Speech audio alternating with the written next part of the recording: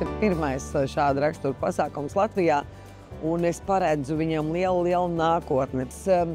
Vienmēr sapņoju kaut kā šīs zināšanas sadabūt kaut kādā ātrā veidā. Šis ir ļoti labs veids, kā tādam amatierim kā man, paplašināt savus apvārsus. Protams, ka vienas dienas laikā tu nevari iemācīties ne botāniku, ne dārzkopību, neko tam līdzīgu, bet vismaz aptvert to lielumu, mēģināt aptvert un paplašināt redzesloku šeit var. Konference ir fantastiski, protams, tik daudz laimīgi cilvēki, kas darbojas ar dārziem. Un man ļoti patīk, protams, tā organizācija un emocionāli.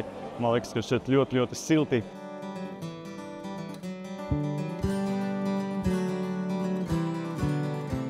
Esmu lepns redzēt, cik daudz cilvēku sanākuši kopā. Paldies, Galantus, par to, ka spēja sapulcināt vienkopus klausītājus par šiem stāstiem. Man būs ko vest mājās un darīt savā dārzā.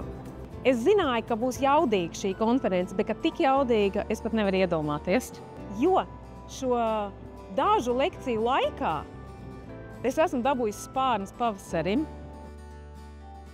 I think the event is fantastic. It's the first one in Latvia, and yeah, it's really professional. It's great to be surrounded by so many plants people, and yeah, really proud to be here.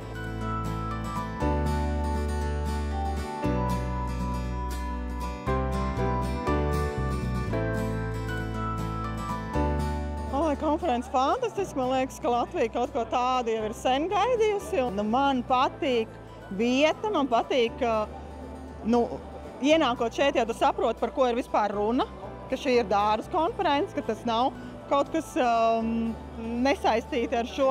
Protams, pats ansis, lektori, atmosfēra, brīnišķīgi, skaisti. Šo pasākumu es kā traks ieteiktu, pozitīvi traks.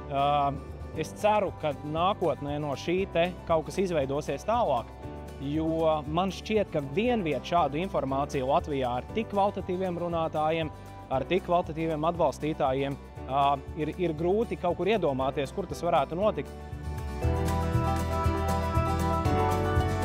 Katrs dārzs sākas ar sapni, un tas bija tik brīnišķīgi, ka šodien konferences sākas jau 9. martā. Tas ir īstākais laiks, kad sāku domāt par dārzu.